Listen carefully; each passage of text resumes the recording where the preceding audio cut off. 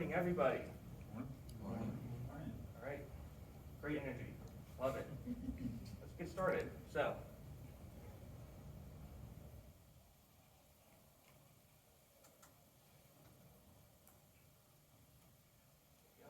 All right, so I am Nick Felker, that's me right there.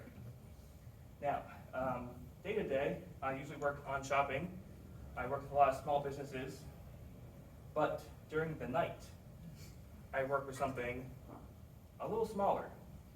Something so small, it might fit in your pocket. Of course, I'm talking about pocket monsters, which we usually call Pokemon. So, good morning everyone. This is my talk, building a PWA Pokemon game with Angular and Firebase. There's a lot of big keywords in there. We're going to talk about all kinds of stuff. So let's go ahead and start. Begin a new presentation. So, what will this talk include? It's going to talk about Pokemon as a progressive web app, about what the game is, everything that is included in part of that. Then we'll talk about the tech stack, Angular, Firebase, new web features, all kinds of different features, and a bit about large language models, a small bit about that. And of course, this is a game as a service. There's a lot of interesting things I've learned over the course of building this. How many of you are not familiar with Pokemon? All right, great, no one. That's great. So I can skip this slide. But basically, it's 27 years old. People can collect, trade, and battle with these little creatures. There's been 9 generations of games, and there's over 1,000 distinct Pokemon species, so it's pretty big. Welcome, everyone, to the world of Pokemon. Now, this is a game that I have been building, iterating on over the last 5 years. A lot has been added over time, and a lot of tech that has been accumulated, and I've definitely learned a lot in terms of Angular and Firebase features through building this app. So this game has a lot of different features. You can collect Pokemon, of course. You can catch them in the wild. You can trade them with other trainers, multiplayer, and you can battle with your Pokemon against other trainers as well. It is a progressive web app, which means that you can install it onto your computer, whether it's a laptop, whether it's your workstation, whether it's your phone. It appears as a native application and gives you a lot of additional benefits without having to build and maintain a bunch of different mobile applications. So let's go ahead and play this game. First, we're going to go into our bag. This is our inventory. We can see we have a lot of different Pokeballs of all different categories. So we'll go ahead and click the Pokeball. We'll go to the Encounters page. Now we're in the tall grass. We're in Mountain View, nice weather. We have the Pokeball selected at the bottom. Let's go ahead and throw it. We're throwing the Pokeball into the grass. We caught a Bellsprout. That's awesome. Now you can see that a lot of pop-ups appear after we catch the Bellsprout. We see right here, it has been sent to our box. Over there, we see there's an achievement that we are incrementing towards. 3 out of 100, so that's great. Now we can go to our Pokeball icon. We have this Pokemon page. We have 17 different Pokemon. We can filter through them, we can sort through them, and we can look at individual creatures in our party. If you look at the Bellsprout, we see that it's been caught in Mountain View. We have a little bit of information about it, what kind of moves it can use, its stats, its nature, and more things of that sort. The Pokedex page, of course, as we all know, contains all the Pokemon that we've caught and all the ones that we haven't. And you can see that I am still far away from catching them all. But if I do have Pokemon I want to send to other trainers and get others in return, I can go to the global trade system, which is a way for me to connect with other players asynchronously, where I can post a trade, or I can look at other people's existing trades and do that. And when we have a trade that completes, then the 2 Pokemon will swap, and if they have any items, those items will also swap. Now, for Pokemon that are very rare, legendary Pokemon, maybe some key items, we have this quest feature, where you have to complete a variety of different small tasks, and when they're all ready, you can go complete the quest, and you receive a mysterious rare Pokemon. And of course, there are achievements. These are things like catch 100 grass-type Pokemon and you get this little mark. They don't really do anything, but people like to collect them, and it's something to be proud of. There are also research tasks. When you catch Pokemon with certain types of criteria, you can get extra rewards, and it's just another way to keep players engaged and keep collecting. Of course, the battle system is probably the most interesting aspect of this whole thing, where you can send your Pokemon out to battle with other trainers against tough trainers, different Pokemon, and it's quite a complicated system that I will talk a little more about, because I think it's very interesting, and it has definitely evolved over time. So there are different cups that are inspired by each game. So depending on the cup, there are different criteria, different parameters that can exist. Players can select between 1 to 4 different Pokemon on their team to compete in this battle. Pokemon can hold items. Now, battles happen autonomously. So what happens is you select a Pokemon, you send them into battle, they will choose the best moves against their opponents until one side wins or loses. You don't control individual turns. Now, the Pokemon use the best moves based on their nature, and depending on their individual natures, they'll have different behaviors. I'm happy to support almost every move in the canon. There's like 800 moves that I support, definitely not all at once. But if you win one of these battles, you do get a prize, and those are always fun to win. Over time, I've added a lot of different capabilities within the battle system, which makes it very complicated, very tough to test. You know, when you have status conditions, in battle conditions, stat buffs and nerfs, different weathers, different terrains, hold items, different field conditions, party sizes, and field sizes. It creates a very complicated system that's taken 5 years to build, and very frequently I have to go ahead and fix very small niche issues that come up. The code for this is very complicated, and I don't expect you to look at any of this, just to say that it's very complicated. And you can take a look at, for example, the move interface. So I have a giant dictionary with every single move, and every single move has a lot of these different properties. And I have to go and collect each of these things, pull them out of the dictionary to use them. There's a lot of very, required fields, names, types, powers, accuracies, etc. There's a lot of different optional fields, things like priorities, if it's a sound type move, if it recovers the player, because that's a different way of when you want to use certain types of moves. And at the bottom, you can see that there are a lot of different functions as well. And because JavaScript is passed by reference, a lot of these different functions will take in properties and modify the properties, modify the references of these objects in order to get as close as you can to what the actual field effects should be. And you see all of those at the bottom return a log object. Now, what is a log? It's basically a standardized array of what has happened in the battle and what's going to be happening. And everything is returning these logs in order to go ahead and create a full, in-order representation of what has happened in this battle. And this is sort of a very, very limited example of what happens every single time a Pokemon uses an attack, which is part of a turn, which is part of a battle. And there's a lot of stuff that's happening here. And basically, you can see that there's a log at the top. I'm returning the log at the bottom. And then all of these different function calls get called, passing in a bunch of data. And those get pushed into the log. So that at the end of this turn, at the end of this attack, you end up with a log full of everything that happened in the attack.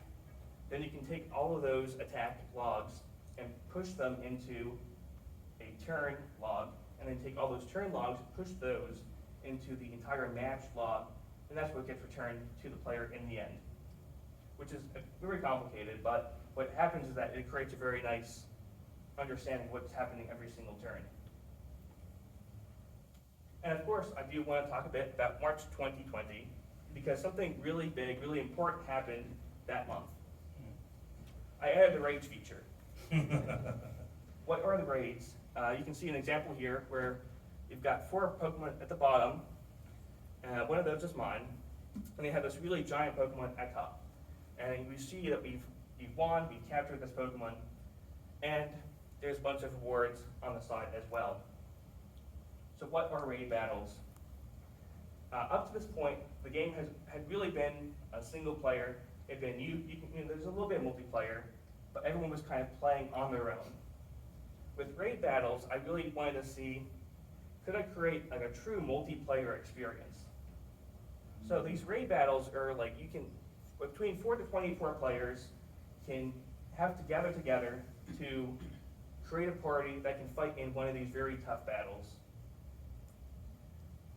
And it's really great content because I can rotate these bosses out very frequently to create more variety, more interest.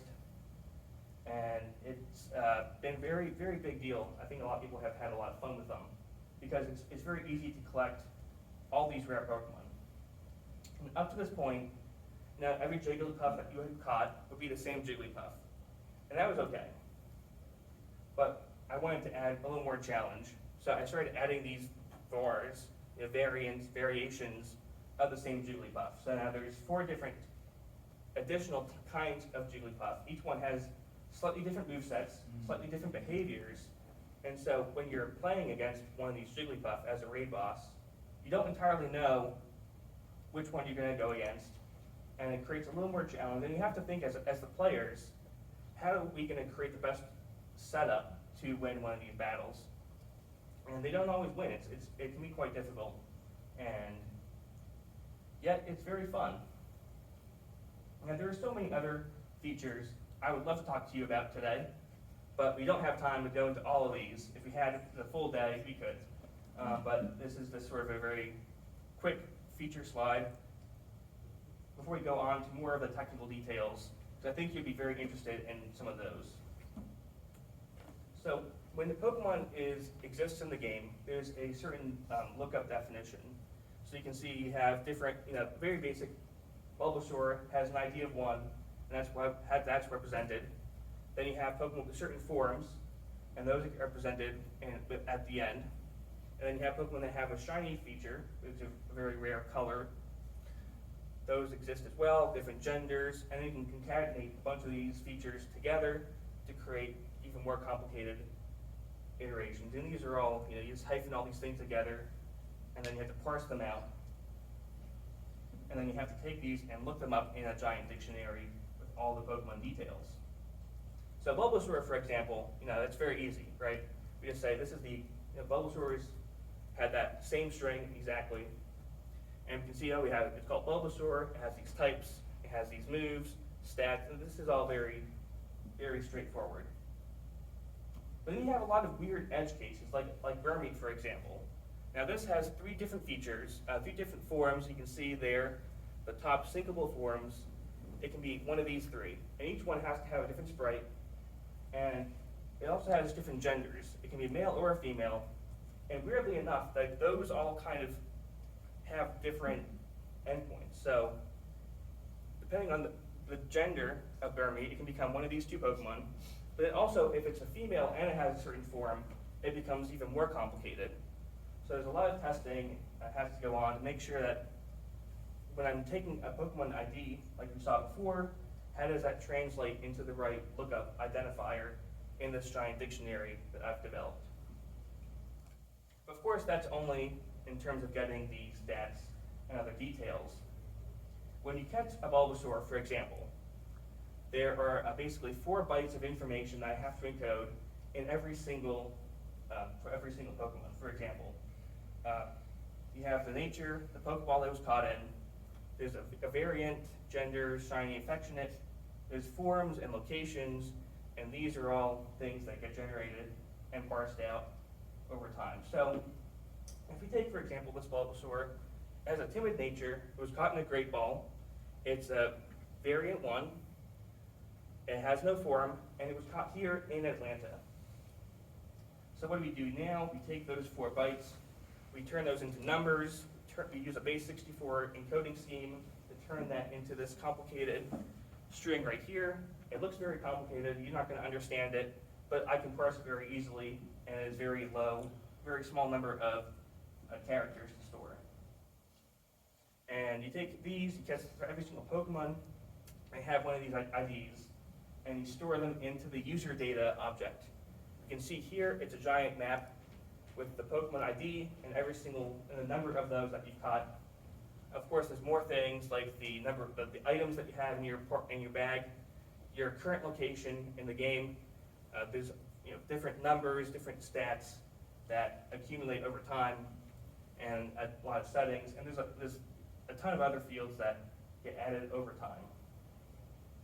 Now, all of this user data, it's a lot. It can grow very quickly, but it all gets put into Firestore. And you can see, for example, this is my account. You've got a lot of different fields here. Some of them I have duplicate Pokemon, and it all works pretty well. Of course, this is Firestore. It's part of Firebase. I use a lot of features of Firebase in making this game: hosting, cloud functions, authentication, and of course, Firestore. And that's the back end. The front end is Angular. So Angular, of course, is written in TypeScript. Unlike some other services, you have a separate view control style structure, and it has very easy data binding. I know I was talking about signals earlier. I'm not using signals. I'm just throwing a bunch of data on the page, and it handles that very well. And it also works very well with Firebase hosting. So all this creates a very nice ecosystem for deployment, and it makes it very easy to iterate and deploy over time. So we have this front end making a bunch of calls, and these calls are using cloud functions, which are these callable functions that I can run on the front end, and it very helpfully passes the authentication data, so I know exactly who's making this call. It makes it very easy to get that user data. There's also a bunch of cron functions that I've written that work very well with cloud functions that I can set to run periodically. Again, cloud functions are written in TypeScript, so I can use a lot of the same data between the front end and the back end. So for example, those giant dictionaries I've talked about before, I just have those in a separate folder, and I can pull them in whichever direction that I want. A downside, of course, is that cloud functions, as great as they are, can have a cold start problem. So I can get a function to run and finish and return in 50 milliseconds or 5 seconds. And I don't always know which one it is going to be. So there's pros and cons to this approach. But overall, it has served me very well. Now, we can take an example and look a little closer. The daycare function, for example. So you see I've actually defined in TypeScript the request and response fields. And I found this has made it very easy to catch a lot of potential errors on both the back end and the front end. So I've defined each of those things, the request and the response,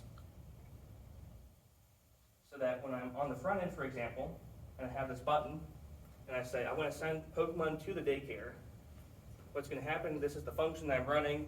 We can see that I'm using this generics approach, so that it knows exactly what the function name is and exactly the data that I'm passing into it. So that I don't make any mistakes, that I don't send the wrong type of data, that I'm not missing any fields.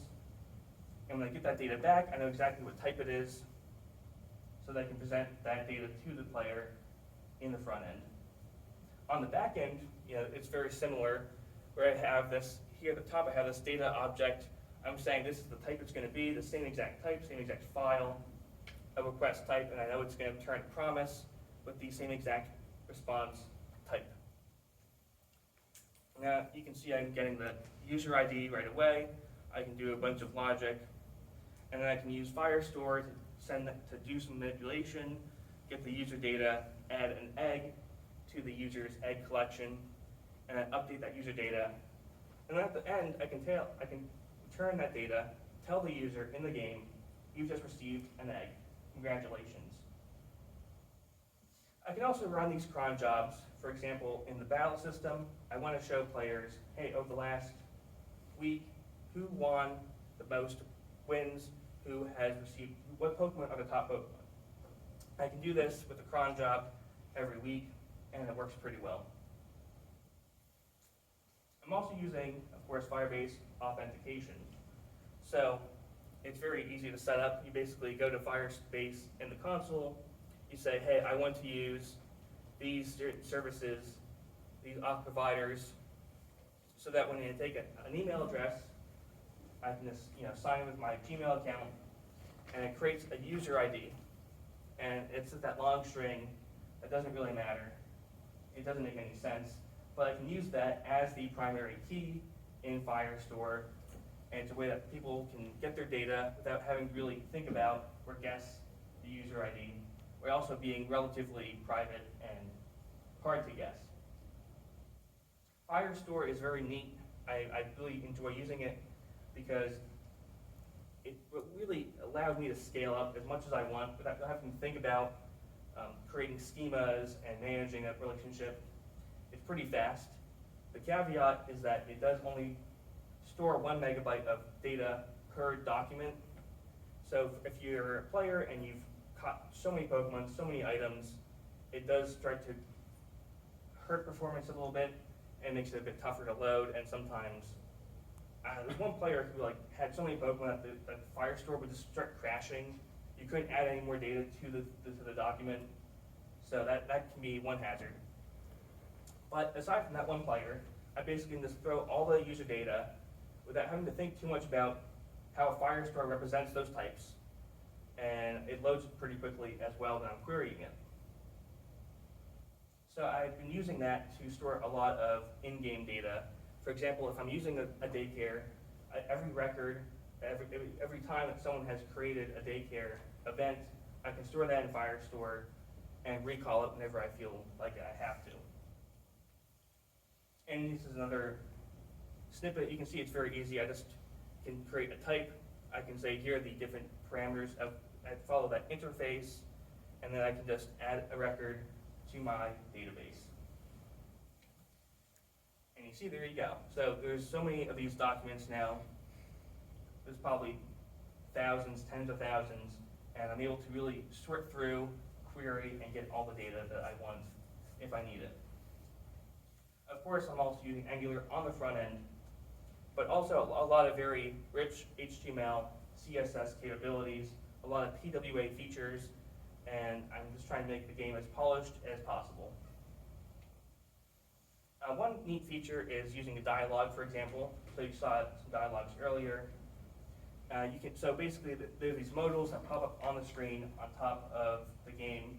You can also use CSS, add a backdrop feature so that you can really customize the modal so that people focus on that instead of the rest of the page. Another feature is like a gyroscope. So there's one Pokemon in the game called Inkay, and the only way to evolve it is to turn your console upside down. If it's your phone, if it's your Switch, you have to turn it upside down to evolve it. And you can actually replicate the same thing in the web browser using the gyroscope capability. So you can see that at the top, I'm looking for a gyroscope. I start a gyroscope sensing event so that by the time the user says I want to evolve my Pokemon, I can pass in the gyroscope axis data, and if it is the right number, then I can evolve it. That's an empty slide. Oh wait.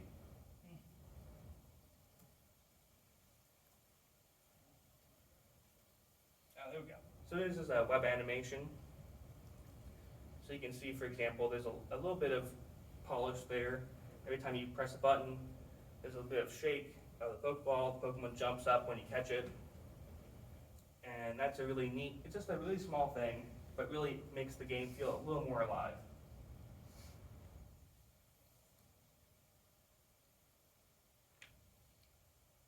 So to do that, of course, web animations are very simple.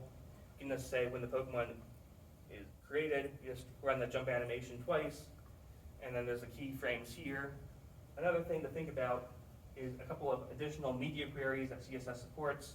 Like if the user has put in prefers reduced motion, you can just turn off the animation, which is a very simple thing to do. Another consideration is something like forced colors. Like in the forced colors mode, if someone turns that on, you want to, there's no shadows when that mode is turned on, so a lot of the UI that I've designed, we have to revert that back to using solid borders, very simple colors, And to do that, it's very easy to turn that on in the development tools. You just turn on force colors, and you can see that the UI looks very different. It looks certainly creates a different challenge for designing, but something that is relatively easy to do with these media queries. Another cool CSS feature is adding in color palettes. So for example, I've created different colors for every single type in the game, and I've defined those as these CSS variables, so that no matter where I am in the game, which component I'm using, I can very easily take that color and use it. And of course, I also have a dark theme, which is very important. Now I have a UI selector to select the theme, and of course when it happens, I go ahead and add in all these different, I basically change the different colors of the game using CSS variables, which makes it very easy to go ahead and, so to make it very easy to keep track of the colors of the game. So every single time, I don't have to change the colors, every single paragraph, every single div. I just use the app background color, and then I just change the value of that depending on the circumstances of the game. Another cool feature I've added is using Leaflet.js to create a map of the in-game feature with different locations set up. So for example, in Atlanta, there's very static properties. You know, it's North America, it's a very urban place, it's Northwest on the globe. And there's also a lot of properties that change every day, like the weather. Like today, it is sunny, but it could be raining tomorrow, it could be snowing, possibly, very, very unlikely. And there's also things like the Vivian. There's this Pokemon that evolves depending on its location, and I can make that available on the map so players can figure out exactly where they want to go next.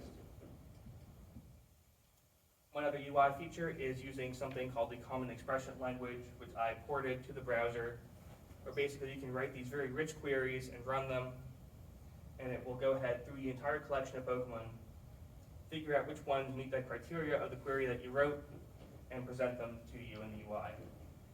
This, it works pretty well. It does take a little time, and I'm always looking for ways to improve the performance of this behavior without crashing the UI or making it lag too much. A really cool feature is notifications. You can turn these on for any web browser. Even on the phone, for example, you can get notified when events happen in the game, and you can pick up wherever you are, whether on the laptop or the phone. You can go ahead and get those notifications. Now, one Pokemon that I want to talk about is this Vivian. It has a very fancy, very interesting looking color, and it's very rare. Like, I don't want anyone to just come over and get it, because that would kind of diminish its value. So I want to give it out to only certain players, and I want to make it something I can just hand to them and have them figure it out on their own. So I'm going to create this code, and I'm going to give it a small ID so that I can, like a coupon code essentially. I want to give them this coupon code, I want to save it as a file. I'm going to call it fancy.pokemon. That's the file extension.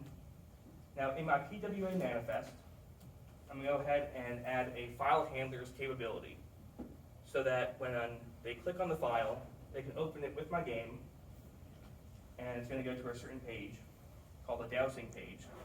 And when that page loads with this file handler in the launch queue, I can go ahead and read the file that they opened, just like any native application, and get that user ID and get the coupon code and basically exchange that coupon code for this very rare Pokemon. Another capability is something like protocol handlers, which is something else that you can add to your manifest file.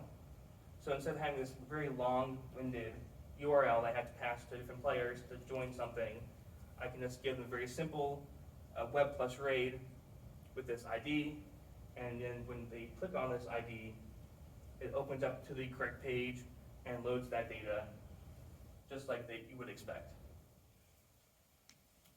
One more cool feature of PWAs is this Windows control overlay, where basically allows you to collapse the navigation bar into the title bar so that it feels a little more interesting. So you can see you have all the standard window stuff, but then the rest of the page, this is actually my website, is collapsed into the title bar, which saves you a little more screen real estate and makes the game feel a little more native. On devices like phones, you can add shortcuts, things, of course, like you want to very quickly jump to the raised page. That's something else you can add to your PWA. And that's all well and good. You know, a lot of cool features, PWAs of the web. But I do want to talk a little bit about development, and specifically I want to talk about bugs. Oh wait, not those kind of bugs. That's my joke. All right, now I'm talking about software bugs, of course. Now I want this part of the talk to be a little more interactive. I'm going to present some real bugs that I have created for myself, and I want you to see if you can figure out what the bug was and how to fix it a lot faster than I could. So here's the first one. Can you think people figure out where the bug is here?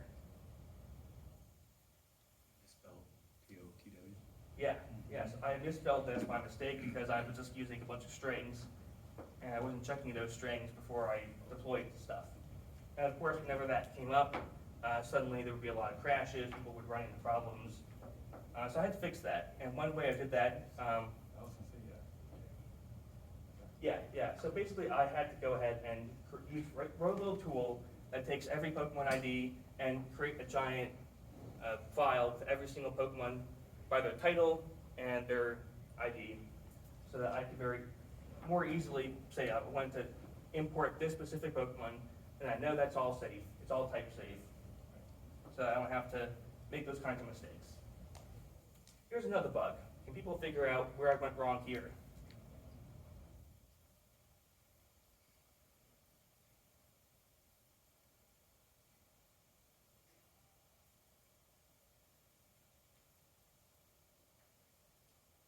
Wait, why the plus now? Yeah.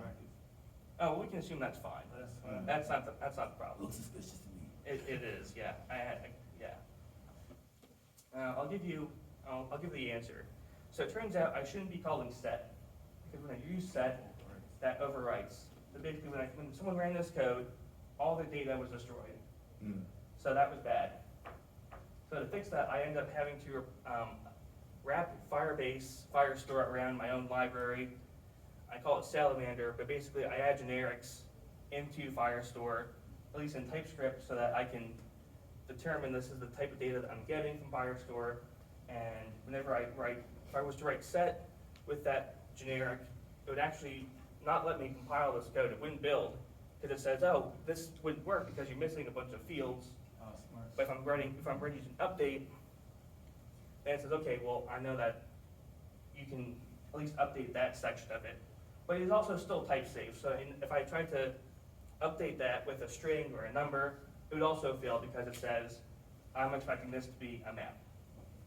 So that has definitely saved me a lot of potential problems. All right, here's another example. So I'm trying to display a sprite on the page. Basically, internally, it's just an image with this source. And then internally of the component, it's going to go ahead and look for generate a sprite element. And this is basically the logic that the sprite behaves with. So it's just going to turn that path and go to the image and up there. But can someone figure out where the bug is here? It's tough. Wait, you want to do that NG on changes? That's a performance problem, but it's not a bug. Okay. Yeah. All right. I'll give you the answer. So it turns out that I just didn't upload the sprite. So when trying to load it, it would just not exist, and that wasn't great.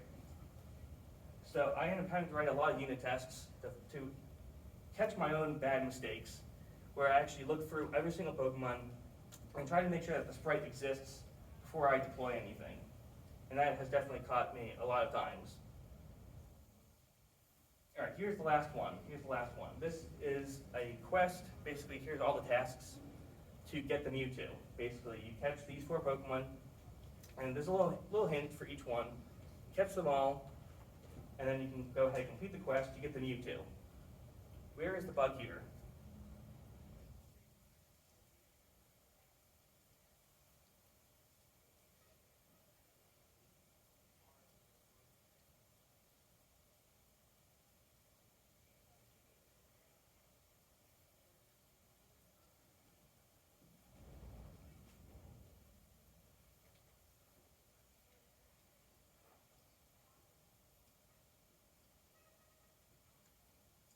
You can't figure it out. You can't figure it out, right?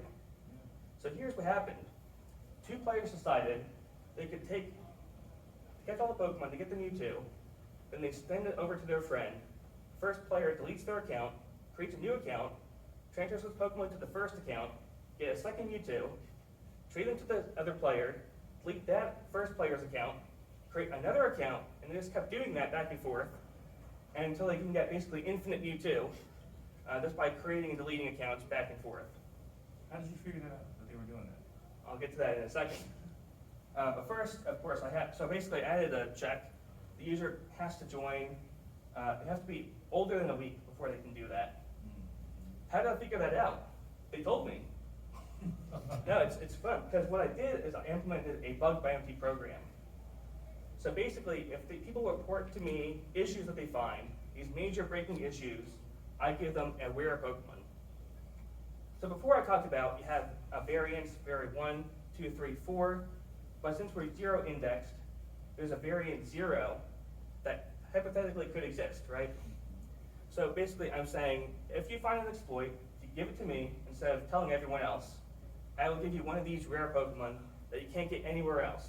Nice. And that has definitely helped funnel the gameplay to tell me before, instead of breaking the game.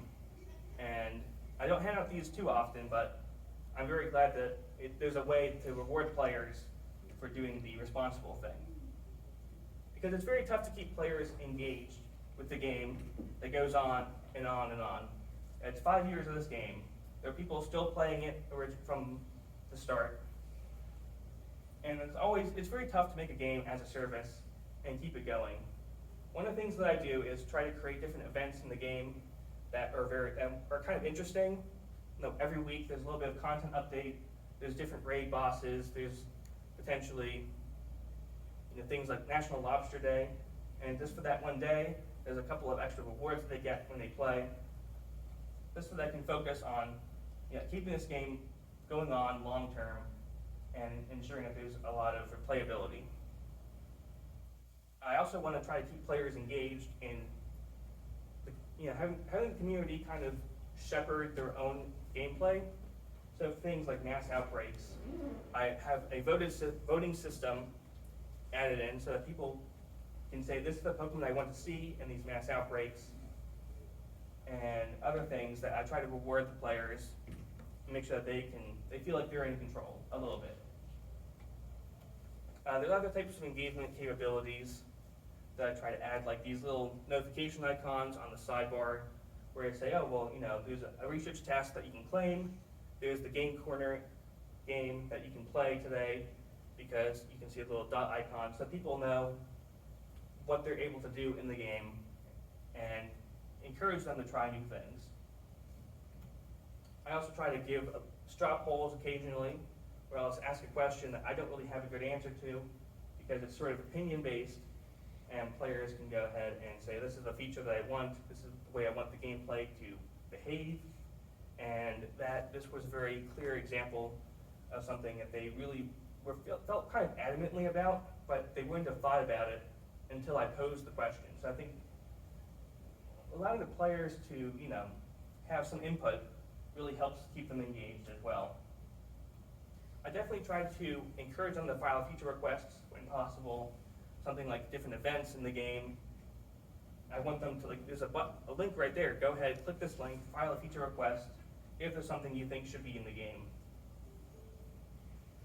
And for things that might become features, but I'm not sure if they're good or not yet, I do have a feature flags capability where you can say, oh, I want this feature to be turned on and off, so they can test out new things before they're really complete.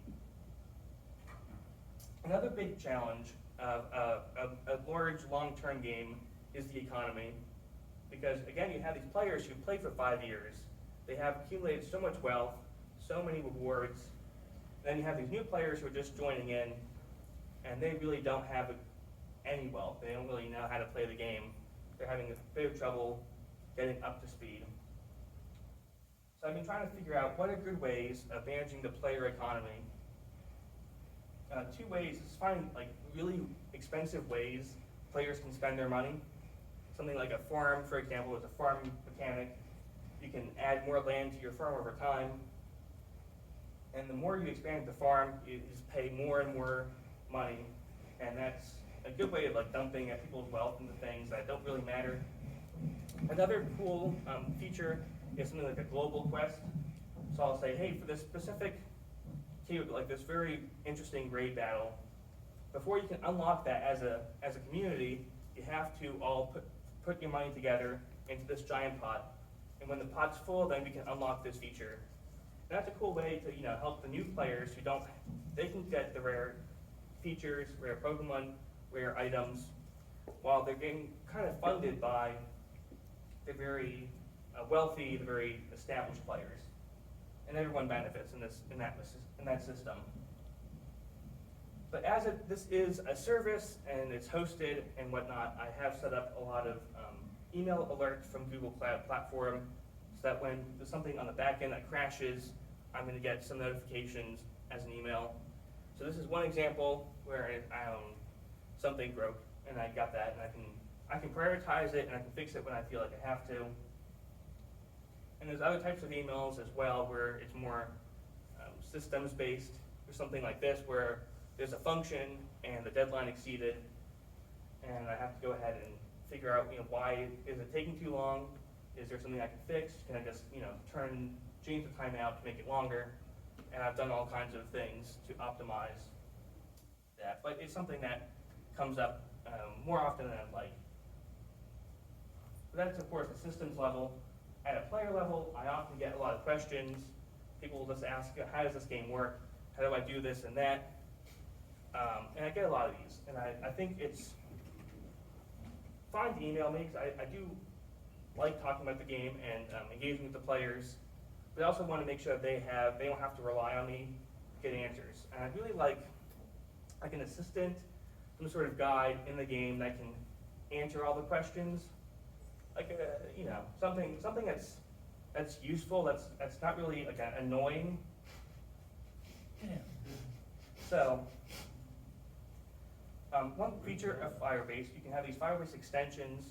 I added one a chatbot with Palm API, and so in the game I've added a Professor Oak chatbot. Nice. So I can type in things like, give me a poem about Pikachu, and it'll give me that. That's pretty cool. But unfortunately, this still doesn't really satisfy what I'm looking for in a chatbot assistant, because it knows so much about Pokemon, because it just collects that data from the web. Everyone knows about it. And it answers questions using that large data set. It doesn't really answer questions about this game specifically. And I've tried a lot of prompt tuning. I tried throwing a bunch of dictionaries into the prompt, and it can't really figure out I don't know how to get the Palm API to do that yet. So I haven't really figured out, but I think what I can do is something called retrieval augmented generation, where I'm using two language models, where the user types something in, and then the first time I do a first pass, I figure out from that query what does the user want, and I can create maybe some sort of event structure, some sort of intent string, and take those intents. I can then use a database lookup to get that data, the actual data that they want, and then I use a language model a second time to take that data and convert that through a personality into something that is more practical in game. I gotta play around with this. I'm excited to see if this works. But I also want to talk about how you can get started as well, because I know that there's a game that I'm hosting, but also don't want it to be like necessarily the only version of this game. And if you have your own business or your own school or a Discord community, I want you to take the code and basically run it with it, become your own administrator of the game, and kind of have a little more control in the community, get the community involved, your own community, in hosting this. So basically, it's not just a Pokemon game, but it's more like a Pokemon, like a platform almost. You might call it a PAAS. And of course, that stands for Pokemon as a Service. So there is a version online that you can try out now. It's a demo version. But of course, this is an Angular talk, a technical talk. So there's a GitHub URL as well if you want to actually look at the code. And if you were to look at the code, you can see that there is a specific directory called platform. Basically, you as the administrator can go ahead and poke around, change your own data, change your own configurations based on exactly what you and your community wants. So those are the two links. You can go ahead and go to there to get started, log in, play around with it. And with that, I want to thank you. And I know that we're almost at lunchtime, so I don't want to keep you here too long, but I do want to make sure that you have a chance to ask any questions that you want.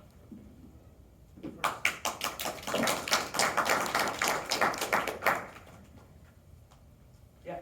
Does your game account for features like double battles, rotational battles, triple battles, and etc.? Yes. So basically, the system is set up so that for any cup, like the black and white cup, there I can say the field size is 3, the party size is 3, and then there's an area effect in the move pool dictionary. We can say like an earthquake, for example. The area effect is everyone, and it does do that. Yeah. I got more questions. Go ahead. Yeah. So, for example, for each Pokemon, do they have like a limited usage of like their moves and whatnot? Eventually, like if all moves are out, does it do like some sort of flailing situation? Well, no, there's no TP. That's one feature that's not in the game. But if struggle can happen if the type matchup doesn't work out. Otherwise, like if it's a normal type against a ghost Pokemon, it'll use struggle instead of failing to hit. So you also have like abilities on like, for example, like float. If something has like some sort of floating ability, like ground types don't work on it or something like that. Abilities are not in the game, but there are hold items like the air balloon that does create the float in battle condition, and that does get incorporated into the damage calculation. That's like if you look at when like an item exists and there's like a callback event that happens in the item function, and that says, oh well, if the move is ground type and you're an air balloon, and the move fails, and so that's like one of those examples where the path by reference really comes in handy.